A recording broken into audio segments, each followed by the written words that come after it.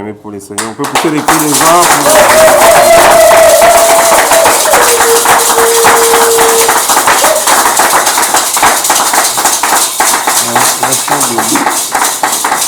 Restons debout, prenons nos Bibles dans Matthieu, chapitre 11, versets 29 à 30.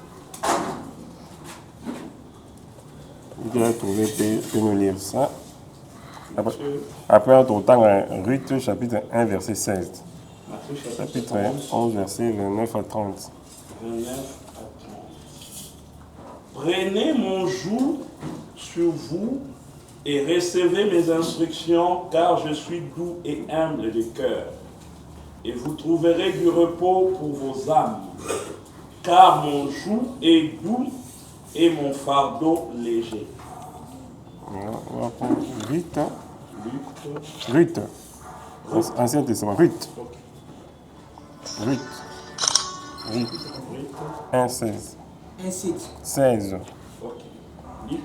Ruth 1, 16. Ruth répondit, ne me presse pas de te laisser, de retourner loin de toi. Où tu iras, j'irai. Où tu demeureras, je demeurerai. Ton peuple sera mon peuple et ton Dieu sera mon Dieu. Acclamez pour la parole de Dieu. Merci beaucoup. La foi. Quand de quoi dans la gauche, sur la droite, soit dans la gauche, sur la droite, dans la cima. Shalom, shalom. Je dis que le Seigneur qui met ensemble les années. Et puis, s'il manquait peut-être la joie ou transmettre les singles,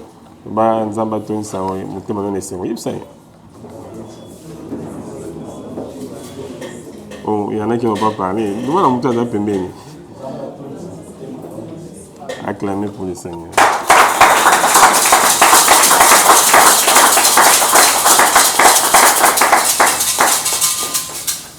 Merci beaucoup. Merci beaucoup d'être venu pour écouter la parole de Dieu. Lui, l'objet, nous sommes les gamins, nous sommes ensemble, nous sommes dans les bélas. Praise the Lord. C'est facile à dire, hein? Mais pour nous remettre en pratique, parce que sur le bas, ce n'est pas tous ceux qui crient Seigneur, Seigneur, qui entreront dans le royaume des cieux, mais c'est qui écoutent la parole de Dieu et qui la mettent en pratique. Praise the Lord. Pour nous, quelque chose, parce que la foi vient de ce qu'on entend, et ce qu'on entend vient de la parole de Dieu. Là, le problème, c'est qu'il faut mettre ça en pratique. Mais notre sujet, ce matin, nous allons parler de la part de la bienveillance. Bienveillance, c'est ça, qu'on sait dans le lingue ou sengeli. Praise the Lord. C'est bolam pesa na ngo ko sa no bolam sali moi mais après ça ko sa bolam on est sengeli la français va dire c'est une disposition d'esprit qui incline à porter une attention authentique, compréhensive et indulgente aux autres. Praise the Lord. Parce que notre vie à cause à moi en Zambie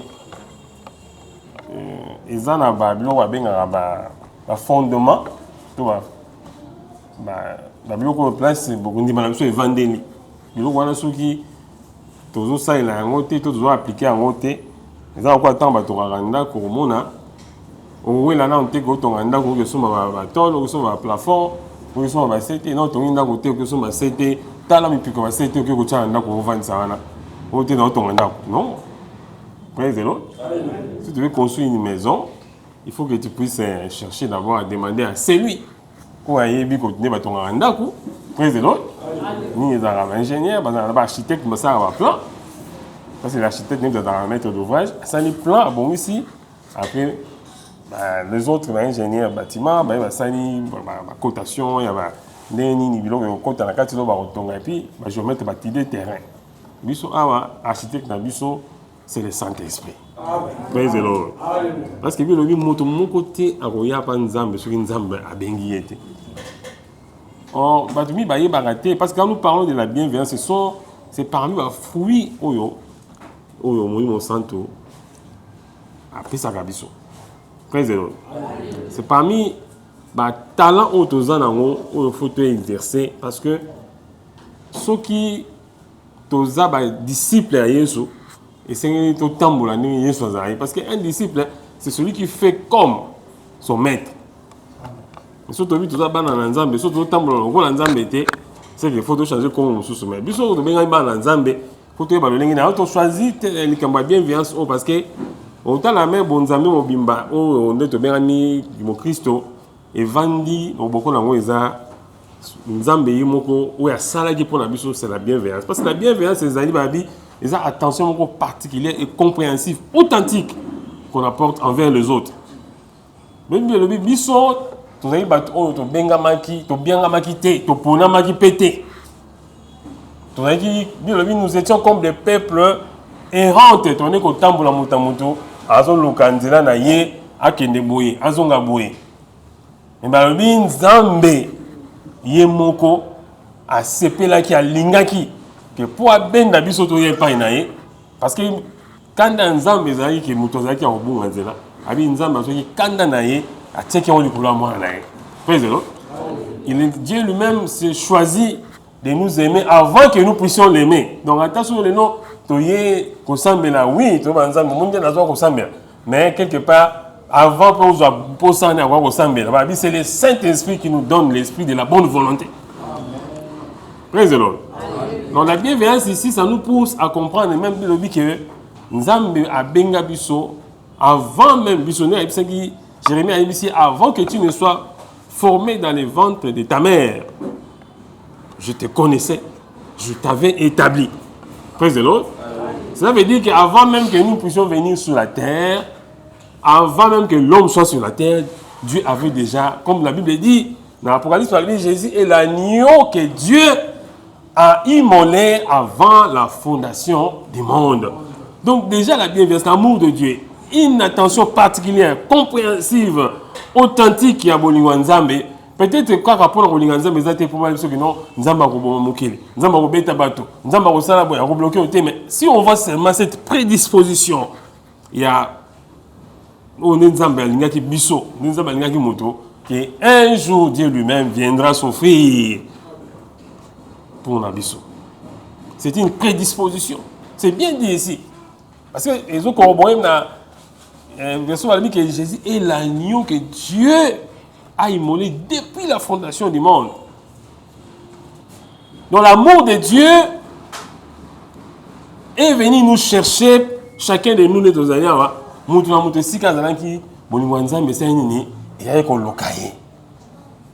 C'est vrai que nous allons parler de la bienveillance, mais c'est vrai qu'il y a une source à l'Ikambo et où tu vas.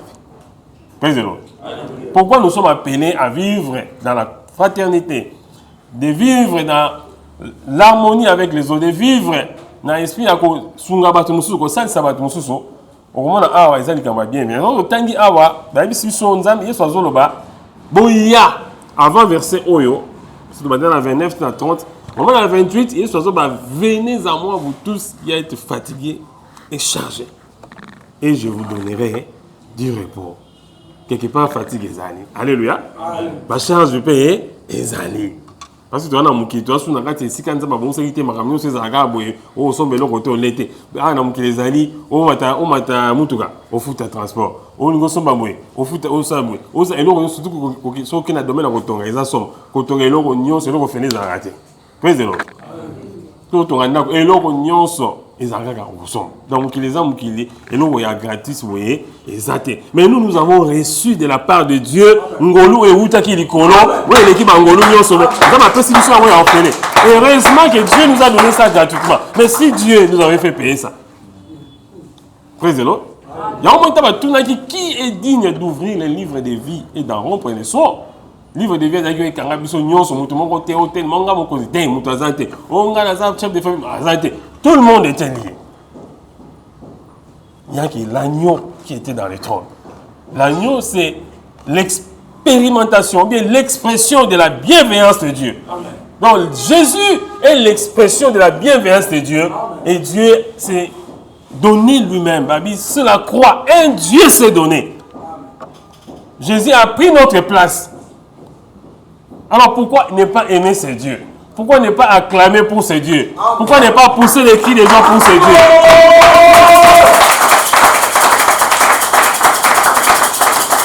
Je disais qu'il y a des choses, ils ont un fondamental, ils ont un fondement, ils ont une fondation. Parce que je sais que quelqu'un attend, quand il vient à l'église, qu'on lui dise qu'il soit béni. Mais avant qu'il y ait la bénédiction, il y a déjà quelque chose qui a précédé la bénédiction. Parce que la bénédiction, c'est seulement une conséquence. Praise the Lord. Le problème ici que nous avons en tant que en tant que chrétiens, c'est que nous sommes dans un monde où malheur à la terre quand le diable est descendu vers vous avec une ardente colère, sachant qu'il a peu de temps. Praise the Lord. Nous sommes dans un monde qui est presque perverti, un monde qui est à vitesse, c'est ma casse, vitesse, surtout ce qui est comme une vitesse, c'est l'intelligence artificielle. Praise the Lord. Il faut que nous puissions aussi, à un moment donné, tous en modération, tout à et ça toujours liboso na biso malgré temps toujours traverser malgré les difficultés toujours traverser malgré temps au mboka ko traverser malgré oyo toujours mona na miso na biso mais il y a toujours quelque part la bienveillance de Dieu et nous devons toujours qu'on pousse à la liboso nzambe pour le nzambe que non nzambe za malamu attends na ba difficulté comme il a dit à témoigner ici Diacre Moïse et que là où papa se trouve dans l'état qui trouve aussi la guérison au nom de Jésus. Et il a dit qu'il se sent fortifié. Il se sent fortifié pourquoi? Parce qu'il y a la bienveillance de Dieu. La bienveillance de Dieu nous poursuit partout. Même si tu es dans la prison, même si tu es dans la souffrance, même si tu es dans les bonheurs, même si tu es dans les malheurs, si tu cries à l'Éternel, il écoutera. Parce qu'à l'obi, oh nyonso bayake pa inaye, mon côté à zonga kalulenga yaki. Alors la bienveillance de Dieu va se servir de nous comme une couverture. Nous serons couverts de la bienveillance de Dieu. Ce matin, moi, je viens dire à quelqu'un qu'il est venu rencontrer l'amour de Dieu. Amen. Non, amen. Ils ont compris que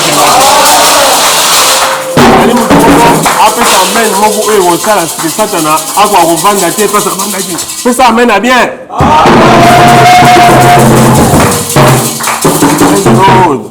Praise the Lord. Pourquoi nous parlons de la bienveillance? Parce que, comme nous avons dit, tout le monde dit dans Ruth chapitre 1 verset 16, il dit que Naomi a perdu, elle était venue veuve, elle a perdu son mari. Praise the Lord. Et elle a dit à Ruth qui était sa belle-fille, à un monsieur qui est au Koko Kenenayo, parce que qu'il y a aussi les enfants, il y a Naomi, vous avez pu, Ruth, Praise the Lord. Est-ce que moi je vais encore, je vais encore les faire têter pour que on a quoi là pour avoir un mariage, j'ai perdu mon mari, j'ai perdu mes enfants, ça nini, mais il y a quelque chose que Ruth a utilisé, c'est qu'on appelle la bienveillance. Une pensée authentique, compréhensive, qui résonne encore depuis il y a 3000 ans. Depuis que Ruth a dit ces choses, il y a 3000 ans. Avant même que Jésus puisse venir sur la terre. Praise the Lord. Il a dit, là où tu iras, moi aussi j'irai. Où tu dormiras, moi aussi je dormirai. Ton peuple sera mon peuple. Mais ça m'a dit Nzambe na tongo de l'eau. Nzambe a retiré que ma bosse a été. Ce qui risque ma bosse a été. Il y a 3000 ans qui s'y font raisonner en Okaka. Nous prêchons cela même aujourd'hui. On parlera de toi quelque part. Parce que la bienveillance de Dieu va t'accompagner. La bienveillance de Dieu fera que les gens puissent parler de ta bonté. De la bonté que toi tu as fait de faire. Même si beaucoup de gens aussi découragent ça c'est la nature des hommes. Les hommes souvent ils découragent les gens à faire le bien. Mais la tongo à à cause de ta bienveillance. Ruth a balaki Boaz. Praise the Lord. Et Ruth a commencé parmi les ancêtres, pour Boaz, ancêtre de David. Et David a parmi les ancêtres de Jésus. Dans la lignée n'est pas si tout le monde attend bienveillance et qu'on localise yo et qu'on localise na bana na yo et qu'on localise libota na yo pour aller à la place na yo mais rien n'a pas mon ensemble parce que je suis en train d'écouter la parole de Dieu et la parole de Dieu ne sortira pas et ne rentrera pas sans effet. Praise the Lord. Vous savez c'est pas facile hein. On dit que tout le barrage que non tangi ka iloko au monde on sait mais ce qu'il comme il y a monde dans autres non monde ça facilité.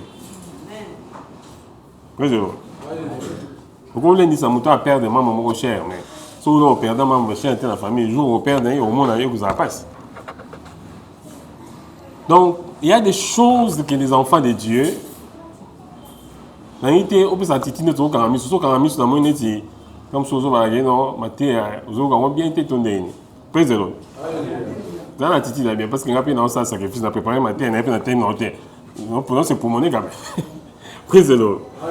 Dans l'attitude là bien pour toi encourager que mon toi roter et puis pour que Saint-Esprit va à ça la peine nengue longo bani pour bienveillance spéciale nini et zo makolo na wana maboke bano tambola et no kota na maposha bato et bano ça ki bato no ça malamu ozi mbongo ozo elepe baninga ozo elepe na famille okomi pe moto comme référence moto ba ndeko tsela motema te bakomi kotela motema la bienveillance va apporter quelqu'un quelque part.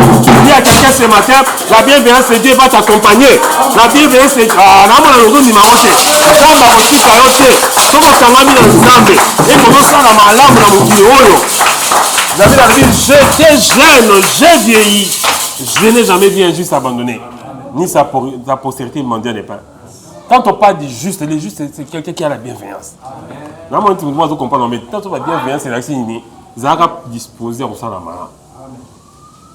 Nous devons pas définir en moi. Mais soit nous n'avons pas définir mot à mot. Président, l'inga quand vous avez prédisposé au sein de ma bête. Président, vous avez prédisposé au sein de ma bête. Vous avez prédisposé au sein de ma lame. C'est ça la bienveillance. Parce que Dieu déjà, avant même de nous créer, avant de créer l'homme, il avait déjà dit si l'on pêche, au moins lui, comme je vais le créer à mon image, moi-même, je descendrai et je sauverai mon Père. C'est la bienveillance. Président. Bien aimé, nous n'avons pas quelque chose à donner de plus que ce que nous voyons faire. Babi, le Fils ne fait que ce qu'il voit faire au Père. Président. Quand tu es bien en Nzambe, tu as malamu eza o Nzambe moko asalaka. En pour tout ça, nous recevons cet esprit, la bienveillance par l'Esprit de Dieu. Dans le sabbat que je m'en vais auprès du Père, je ne vous laisserai pas comme des orphelins. Si Dieu, Jésus ne nous avait pas laissé le Saint-Esprit, on n'aurait pas la bienveillance. La bienveillance, c'est parmi les secrets à ma casse, il y a béni. On sait que Nzambe apesa yo, Nzamba sala na yo, Nzamba sala boy, Nzamba sala boy, mais si Nzamba tani na kati na yo, parce que Nzambe façon na osala les ake, ce que ça n'est pas mutu na bani ko sala bato soso. Président. Dieu travaille comme une source. Tant que bimisa yo so ozui Tokyo tiki, mutu so pas ozui. Alors yo koko toka, Nzamba sala sko pa ko comme ça source. Parce que Dieu avait dit à Moïse, je te ferai Dieu devant Pharaon. Et ça va tout sur mon kilo comme à source. Ou comme à source mon corps, on a une petite source intarissable. Parce que Jésus est la source d'eau intarissable. Toi aussi tu es maintenant une source. Les gens viennent puiser. Parce que tu vas puiser. Mes camarades banani vont puiser parce que tu es devenu une source. Et tout ça, ça passe par la bienveillance. La bienveillance, c'est une prédisposition. Je parle à quelqu'un qui a déjà reçu le Seigneur comme Seigneur et Sauveur. Ou andimé là yon soumasi andima ke nzamba tika lola. Ayana se. Ah on peut faire non. Les a bien ôté non, faut ndima d'abord. Yesu atika ki lola. Parce que dans Jean chapitre 17, Jésus a dit ça. Nzambe donc, parce qu'il lui-même était Dieu, Dieu le Fils parlait à Dieu le Père, il dit, remets-moi dans la gloire que j'avais auprès de toi avant que le monde ne soit créé. Donc, Jésus était dans sa gloire. Éternellement, il était toujours dans la gloire. Il est Dieu. Il n'a pas été créé. Président. Il a quitté le trône. Il est descendu. À cause de la bienveillance. C'était quoi? Venir sauver. Il yango yemo atindi biso na Matthieu chapitre na Marc chapitre 28 biso allez faites de toutes les nations. Praise the Lord. Aïe surtout kende côté ya sangomala mokini mobimba. Ça fait aussi partie de la bienveillance. Nous devons aller partout.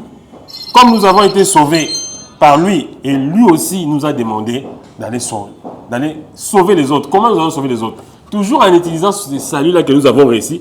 Donc je vais dire à quelqu'un que Oyo Zuwana, on a le pouvoir de multiplier. Je voulais dire que la bonté de Dieu fera qu'il y aura le pouvoir de la multiplication dans ta vie.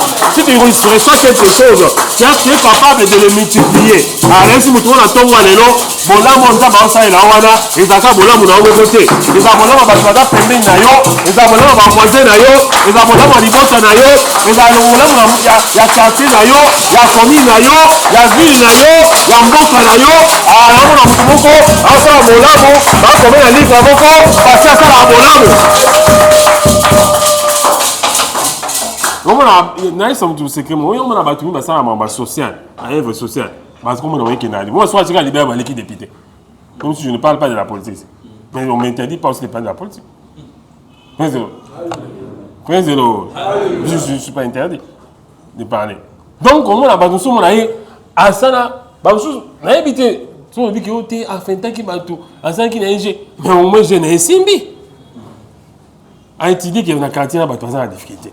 Voilà pour maman, a bien dit azuma ya côté c'est et voilà pour ma cour, azuma ya côté là et je vois non, aïe vraiment, botanga wana comme ça, non bon, botani ça bon ça déjà. Tout au bout c'est ça la bien. On dit assembler la prière c'est un package. La prière est une stratégie. Quand on va la prière, dans la prière, il y a les prières. Les gens façon belé comme ça, n'a qu'on dit maison la 4. N'a bien bien ça, n'a mon colon bon ça comme ça, bah jeune la 4. N'a mon colon yo mon mi kanga oské peut dans la prière sans mais nous so comprendre beto ba et ba tout sou ba ba rapani nga prière les a tout. Praise the Lord. La bienveillance c'est quelque chose de très important. Pourquoi? Parce que ils ont toujours la sécurité. Et aussi la ligne que parce que ils sont habillés jour nangai jour les années on a expliqué jour les années tant que les amis mis la définition il y a un temps où ba moyen âge hein présent mais antiquité ils ont dit que bazo ngombe mimi on parle du bœuf c'est bazo ngombe ba tieye ba kangie singamoko ba tieye iloko moko pour la bilanga il y a le tambola. Et donc, on est ça, ils ont labouré, ils ont baloussé ma belé. Ça joue. Donc, il est attaché à ça. Il est attaché à mon pété. C'est ça la vie, il y a pour moi dans ça. Ils ont fait dans bateau sous mon amour, commis servitude. Comment moi je ne peux plus être libre? Baninga to tanga na bango bazo kende bango sala boye baninga to kola na bango bazo kende boye bazo tama na bakwema bazo tama na ba chéri mais que non la boîte de nuit na tongo midi ka losambo oyo na simbate oyo na tate oyo bimi ote oyo ngote c'est pas facile. Vous voyez que je parle de quel jour? Moi si j'ai vu c'était alléluia mais les autres en motomoko. Ce que tout le temps on a bien vu un sacrifice na yo ekoganga. Sacrifice na yo ekosa nini ekoganga. Bangingongo nzamba yo keza mingongo de abongo. Ezanga te que no osiliki osali bo baluki te. Tika bakambuno no sala na se abwe. Nzambe sozo kutala bato habite. So ili kamengo ya bi iwana kone komate. On dit que bon là mon égo ça qui nous a encore dévié maladie moko ya mabe ya ki ntoli ou fatoni ya ki na famille to accident moko bon là mon ka yozo ça na bo eye inde et tina ka c'est que yo ko ça eloko bete bon là mo longoli makama mabe wana bon là mo ça ne protéger yo bon là me protéger li bota na yo et protéger bana na yo na ba laisser o papa ça moi no ki ndoki bon là mo dit terre yo moi na ko za ndoki te parce que bon là moi ça nini ils ont protégé yo. Ah je parle de quelqu'un on nous a maison localisé yé parce que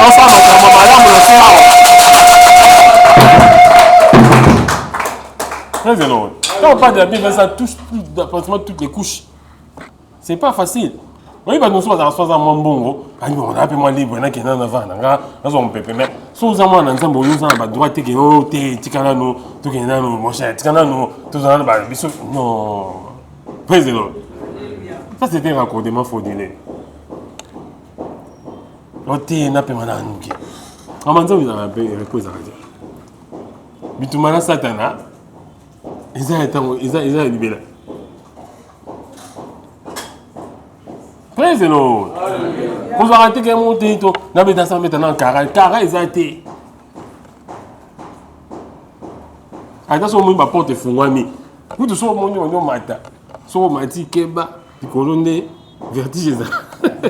Président. Vous trouvez que c'est dans la banque saoudienne. Tant que vous m'attendez keba. Continuez comme ça, madame. Quand si quand ça m'embête, quand même, il y a un détour par quand même, il y a une gamme de baron de moi. Mais ce pas le ouais moi comprenant, on pendant tant sous sous bobo, on tombe en bienveillance. Quand tu peux faire les biens, son salut madame monter à bio salut son. Ouais zéro. Vous en moi dans mes amis, la vie mobimba. C'est pas seulement des explications, ça me tout est ensemble, tu capable de expliquer bah tu t'es mon qui non ensemble là, yo qui me sapé ça là comme un cambo pour pas ta là soit on doit ensemble là. Quand c'est authentique, bah tu arrives à que c'est authentique. Au moins ma camion mais on connaît bien. Au moins tant on doit simba, so simba lo connaît lo quand il va dire malam.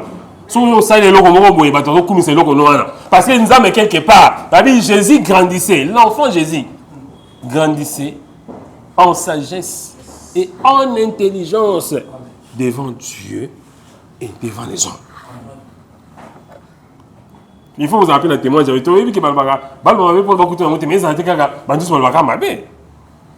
va pas prendre des versets bibliques pour aller se cacher là-bas.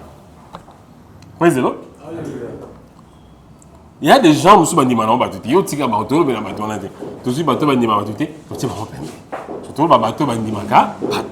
quand tu es sur terre ici, il faut qu'à un moment donné, il faut qu'on se mette sur dire que non, nous ne connaissons vraiment en tout cas sur la vie. Et ça bien, papa Langai, tout maman Langai. Oui, c'est non. Parfois, les gens, quand ils ont besoin de faire quelque chose, ils disent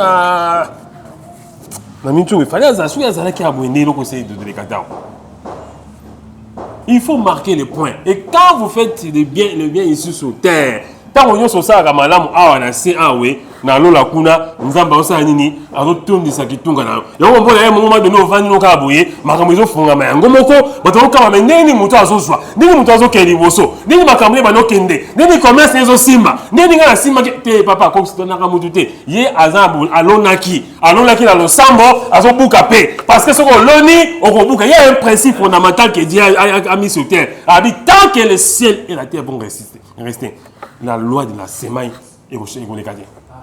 Si vous semez, bolamo, vous bouka bolamo. Attends, vous bouka on te bano, vous bouka on. Attends, vous bouka on te mande bolamo, vous bouka on. Ce qui est, attends, vous la permet na yo, à vous mon ango et puis votre contact on a que bolamo na yo. Nous avons besoin de témoigner pour la. Ça me trouve la tombe de l'eau. Dieu va témoigner pour quelqu'un. Si tu as besoin de témoigner pour la yo, vous tout mon côté avoir un contredit on a balobi. Rite à Nobango, ça fait 3000 ans. Mais on prêche encore ça ici. 3000 ans, c'est belé, papa. Ton maman. C'est pas de la blague. Tout le monde aussi 80, 70, 60, 50, 40. 3000 ans. Ça fait 3000 ans. On parle de ça toujours. Ce sont des choses que Dieu aime. Il faut ça, Nini. Il faut agir. Je vais barater dans l'embi dans la. Vous les matez. C'est lui qui persévérera jusqu'à la fin sera sauvé. Le problème, ce n'est pas seulement de persévérer. Mais là, il faut aller jusqu'à la fin. Le problème, c'est de persévérer, mais aller jusqu'à la fin. Parce que la vie elle-même est déjà compliquée. La vie compliquera vite. Comme dire, la vie est compliquée, papa. Comme un mouton, ni tout ça, boy. Parce que comme nous, beaucoup de gens, les livres, on table, ah, ma petite transport, ok. Mais si on a un parapluie, si on a un parapluie, si on a des balles, on va banderer, ok, waouh. Alors pour simplifier la vie, il faut aller, il faut qu'on batte à main. Il faut que nous batte à main, c'est à ma papou. Praise the Lord. Il y a un pont à mouné, n'est pas un pont à mouké. Il faut que batte à main, c'est à ma papou à Yesu. Il faut que nous à ma papou, à ma tame, à enseigner la relation, n'est pas autant à la mouké. Il y a un qu'on a un peu pressé d'inviter. Quelqu'un qui a la bienveillance, lui, il n'est pas pressé, il ne regarde pas, il ne tourne pas les regards de gauche à droite.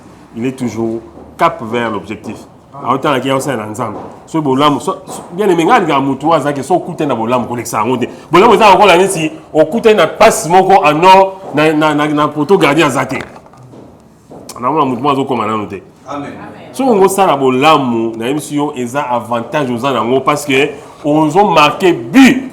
Et puis on a tabat bagani na tu mais là déjà kuna bato oganga.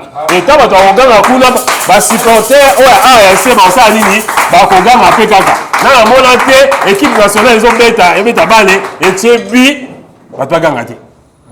Ah azota na monde zo koma ngana te. Bato baganga ata ba pasteur ata ba na tout ba pape to ba bishop ceux qui bien koti Olinga te au moins bato ça ni bagangi baganga pe au même moment magi que même ba TV za mon TV au moins retard à 30 secondes 40 secondes mais ceux qui koto n'était pas sangane ça ni wa esi mutu na tongo lelo bolango na yo bato baganga bato bapousser la cri de joie bato ba la limite bato bakoloba ke nzambe na yo aza kosala azosala ezomonana oyo bato batika tembe. Praise the Lord. Soki nzambe sasali eloko ata moto aboyi ata moto asali ndenge nini mwe na suka nango kaka ndenge nzambe alobi ndenge osala nini ndenge osala na bato balingaka yo te na bato basepelaka te o so amoni mais bato wana ata baoganga mpona yo te baoganga mpona bolamu nzambe akosalela yo esuka nango eyoyaka mpona yo nayesi moto wana ntongo lelo nzambe akolokalize a cause de la bienveillance akopesa yo biloko oyo bakosula kotana bakwa te so otambola na nzambe kolingaka kosekompara na bato te moto moto ana parcours na ye moto moto aza na ndenge na ye babi moto moto ana bafaiblesse na ye mais tout ça la force oyo nzambe apesi biso la force que Dieu nous donne c'est le bien et ce bien là est contenu dans la prière est contenu dans la parole de Dieu. Donc, il faut attendre méditer le manza.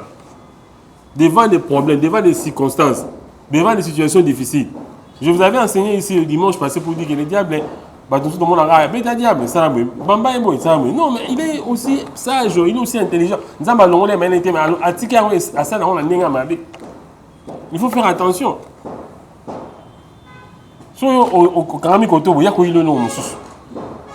Le diable se transforme même en ange de lumière.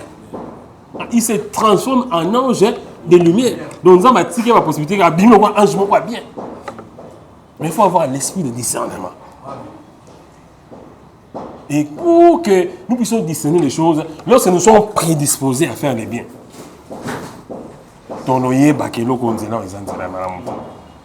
Même pour la ça, au moment là, c'est le Saint-Esprit qui met en nous un esprit de bonne volonté. Et Jésus a dit, mon joug est léger. Praise the Lord. C'est-à-dire que autre moment là, il y a ma casse parce qu'ils n'en pas si, oui. Dans ma base, nous un moto qui n'a pas rencontré un moto qui n'a pas ensemble là. Tout le monde dit oui, c'est vrai que apôtre Paul a dit que dans le temps où nous autres faisons quand même. La Bible peut le dire que c'est lui qui tuera, celui qui va celui qui va tuer le corps, celui qui va maltraiter le corps, celui qui va faire du mal au corps, Dieu aussi va lui faire du mal. C'est-à-dire quoi? Il ne faut pas le faire pour que Batman mona ou ne le baronne. Praise Lord. Ce que vous savez, gêne et prière aussi, si, bon, ça rappelle que nous sommes aussi gêne et prière. au lieu d'habiller. Parce que si j'ai une prière, au moins nous rabattons. Oh, papa, est-ce que quelque chose, n'a jamais prière. Bon, ça, diable à côté de la bureau, comme ça. Montre qu'ils ont bien été. Président. Il faut avoir prédisposition à la malade. Mais ça dit que tu as contrainte, tu dis que non, non, tu es gêné, tu es gêné, tu es maudit. Non. Vous avez insulté sur mon figue, non, figue, figue. N'est-ce pas vous si figue. Allez, vous avez insulté, vous avez insulté. Ils ont rappelé à temps où il y a un peu de molio. Ils ont rappelé ma réserve. Ça fait partie de la bienveillance. Président, ils ont rappelé ma réserve. Vous avez un bon gros, vous avez un bon sur le long soutien au permis. Président, dans la bienveillance, quand il y a l'argent, tu dois aussi donner la dîme. Moi, on est sur le côté là. Président, tu ne donnes pas la dîme. Mais ça va, sur de grâce. Nous sommes c'est parti dans mon thème. Attendez, il faut aider mon toit. Ok, aider. Ça ouvre les portes du ciel.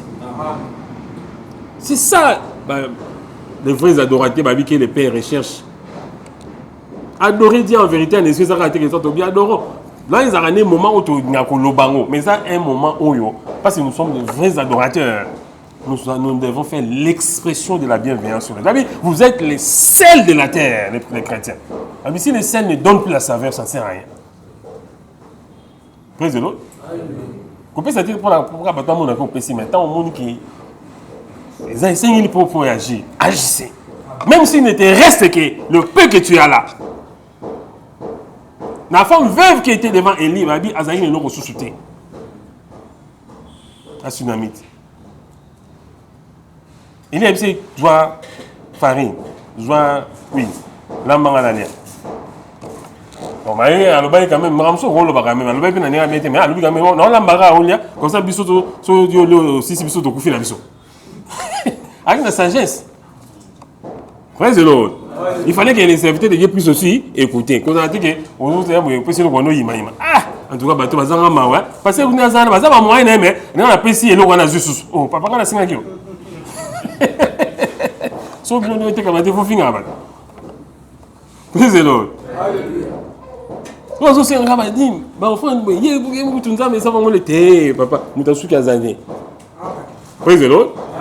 La femme synamite on a elle est ici. So les lots va travailler dans bakunde dans les réseaux sociaux, on va tchango va publier, va TikTok.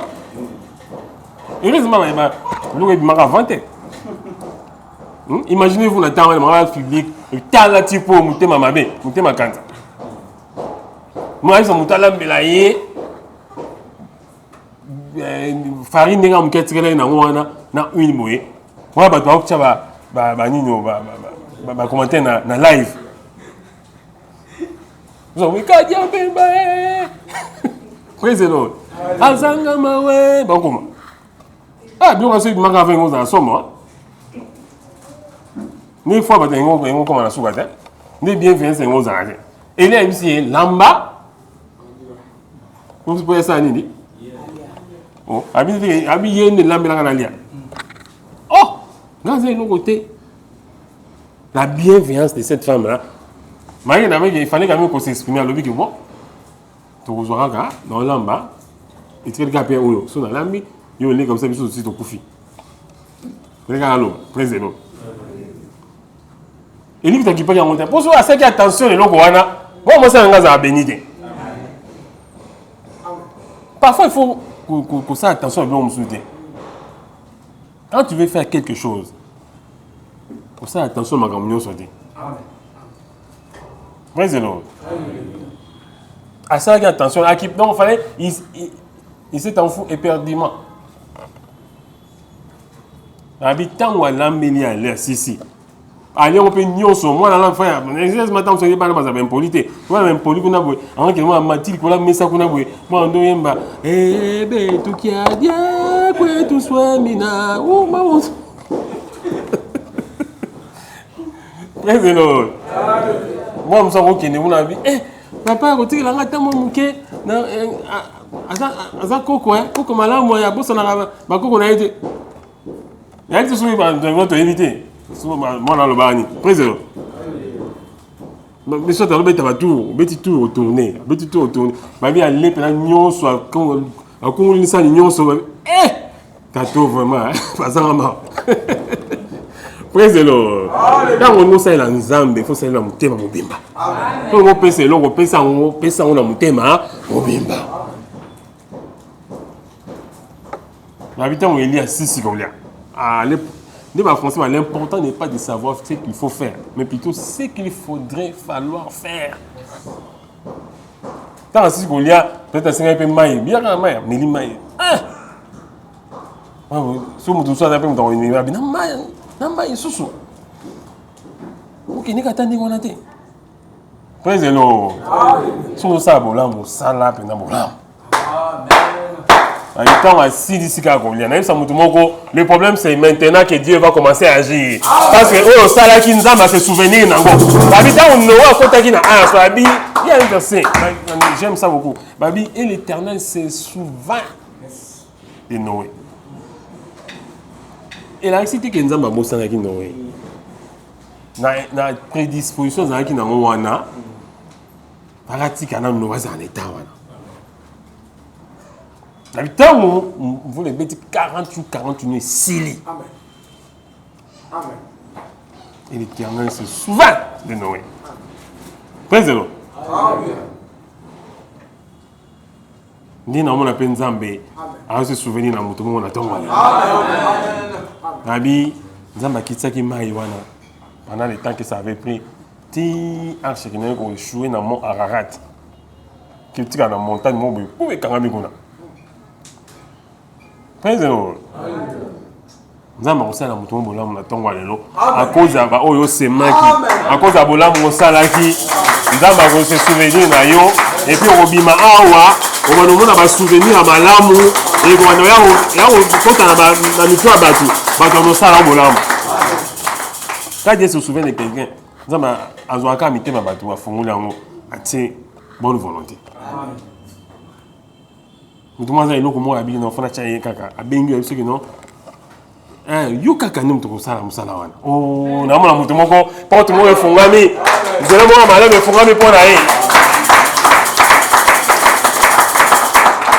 La bienveillance, comme je l'ai terminé, c'est quelque chose de très important. Ne vous lassez pas à faire le bien. Oui, les tout ça, il y a besoin de madame. Tant que courant, même si le groupe il y a un problème pour l'année là, mais tu y quand même, quand tu as quitté, tu continues à faire l'ensemble. C'est ça la bienveillance. À être prédisposé, on va dire que non, quoi, ni ça, tu peux bien ma casse.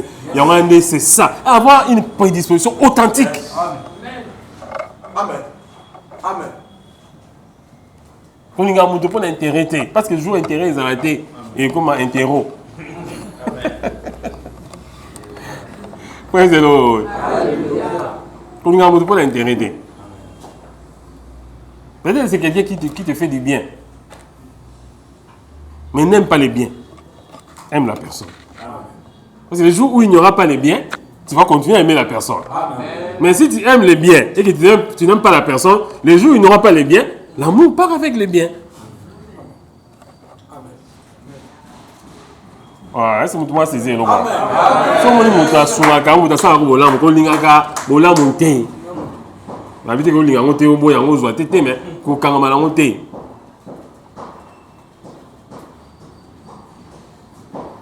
Bon de la pour la montoana. Il y a des personnes soit dans la personne ressource. Non, moi j'ai découvert quelque chose. Ils ont battu au bateau malon bassin ça n'est pas dans le malon t'es pas où mais là. Il expose.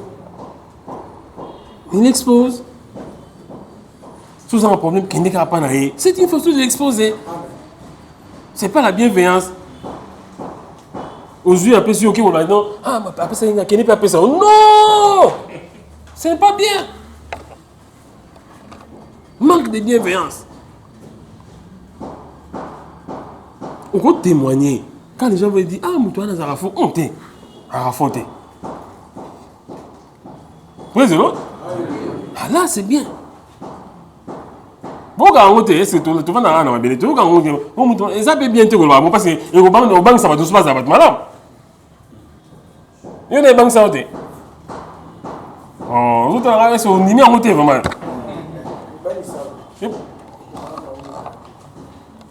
Et ça non moi ça va le bien au bureau et non sur dans madame c'est non moi j'ai découvert les problèmes ce sont les gens qui disent ça même.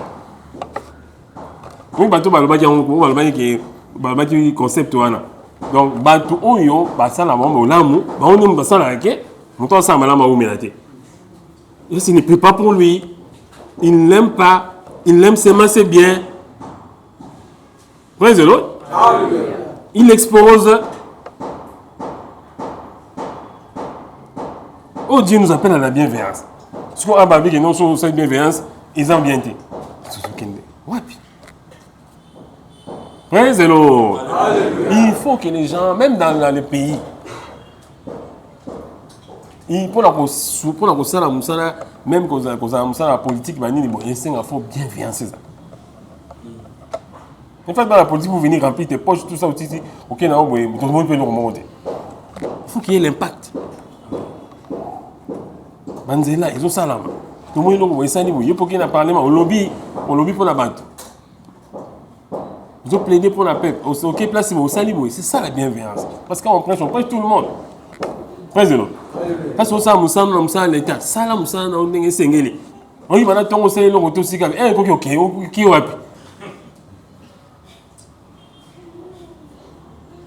Président. Oui, nous sommes oui, papa, faut t'aider. Bah toi, tout l'ami, faut t'aider. Bah toi, dans jeune habité, tout l'année. Il faut non, c'est droit là, il faut tout là, mais ça à tout moment on va vous dire ah papa, tu peux maintenant te. Hein? Pourquoi tu vas c'est un ami ma camarade. On a habité que la fini moto. Praise the Lord. Mais il faut éviter, je vous dis vrai. So tala bien, on doit en somme on gasser, ce qui a zéro, à bombi. Tant en somme moment, ali qui ne quoi kuna ni n'était pas de la presse. OK, ma camarade. Amen. Vous êtes maman, on a eu pas. Vous l'habitez, mais si vous l'habitez pas la maison, mais je vois là, maman, la soirée, son million, vous voyez que son talent, c'est à lui qui les calabas, mon cousin, si ma couille, un bolon, au soc, au catalogue, au socana, au moulang. Vous qui ne m'avez pas, vous qui m'a pas montré la monnaie, c'est pas bien.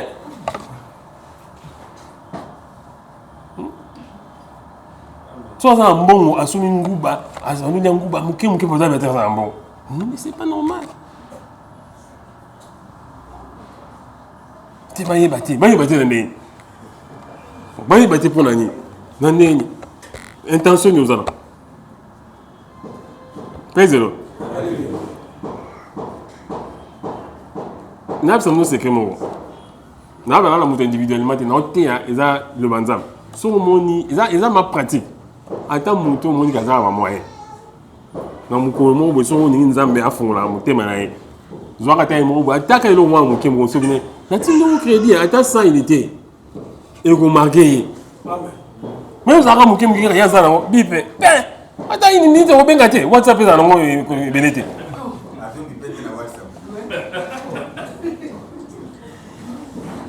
oh bipe mutu 88 fois tawo ya même tant que tu as même monté, est-ce que tu as dit que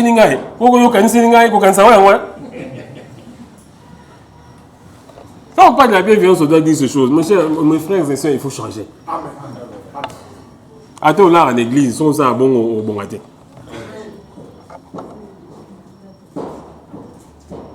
Praise the Lord. Pour ça, il faut arranger les cœurs. Les cœurs là, c'est pas mon thème, et pour là. Les cœurs là, c'est l'esprit.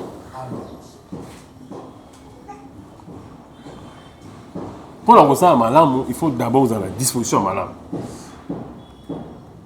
Vous avez la disposition. Moi, je ne suis pas moi. Moi, je suis un locataire à une darabato. Ah, je vais on va CT. On est CT, on va bêter qui est sur les colossaux. Vous ne pouvez pas m'arrêter, papa. Oh non, c'est pas normal. Nanda ba tu la vie c'est un oh pourquoi ndaka ba yo tonga ndanda na bina fini moto te ke tonga te na bina ba fini yo so ba le boyo ko mo nga senga na tonga te oh bo so tonga fo buka elo moto Très zéro. Mais la bienveillance, c'est tout ça. On se bat sur l'eau, quoi, mon tout. Ça, là, on en est bien. C'est ça la bienveillance. Aux gens n'ont pas encore eu ni n'était baba les temps aussi bon nous déplacer au tient la 4 ni niveau. Nous t'es ma paix.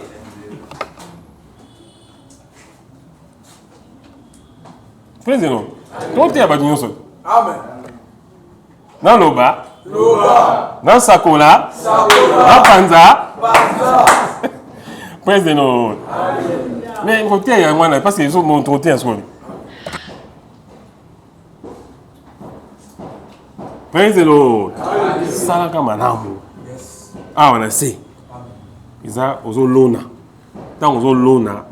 Loi wana il est karaté. Il y a un moni mamboka musukutu. La vie que bâtir que tout ensemble. Mais tout bâtir à la fois il faut ajouter la connaissance. Il y a des pays musuba dans ba chrétienté. N'habiter au chantier pour nos anciens qui vont nous ça m'était passé avec au semaine je n'ai pas dit ça. Mais je dis qu'il y a des pays comme la chinois, la Chine. Hein, les pays comme la Chine, ce sont des bouddhistes. Mais ils ont développé leur pays. Par le travail.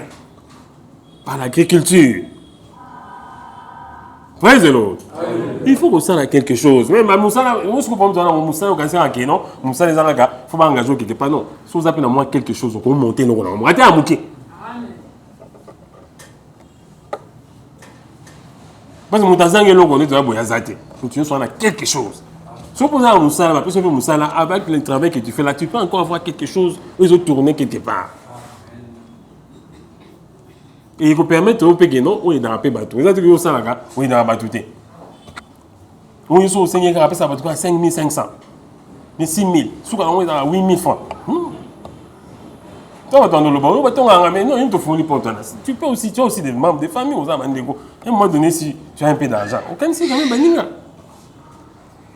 Non, mais tu vas qui mais est-ce que ça m'a bien? Tu peux aussi aider les autres. C'est ça la bienveillance. Parce que on a gratuitement à Sanini, après ça paye gratuitement.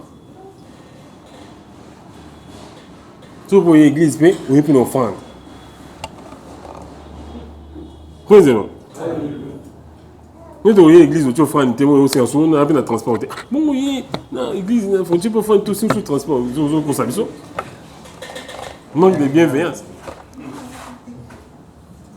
Bon, ça t'offre quand même prédisposition à la malade. Moi, je dois vous prêcher. Amen. Non, vous savez, prédicateur. Moi, je suis prédicateur.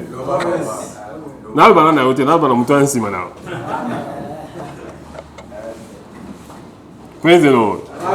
Nous avons dit que nous avons dit que nous avons dit que nous avons dit que nous avons dit principe en Zambé. Nous avons dit principe. Si nous avons dit principe en Zambé, nous avons dit que parce que les bateaux qui sont au côté de la Zambé, ils vont être au côté de la Zambé.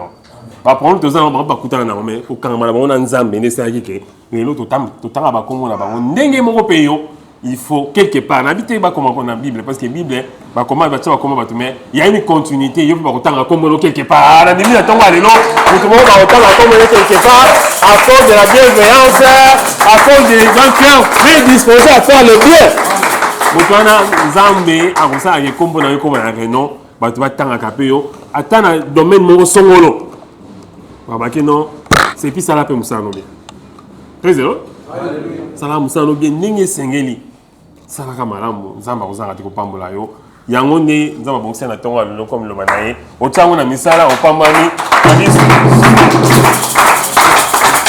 to keli boso nzamba mapamboli to zori sima nzamba bila kelmabe mais biso ato chemingi mapamboli acclamé pour le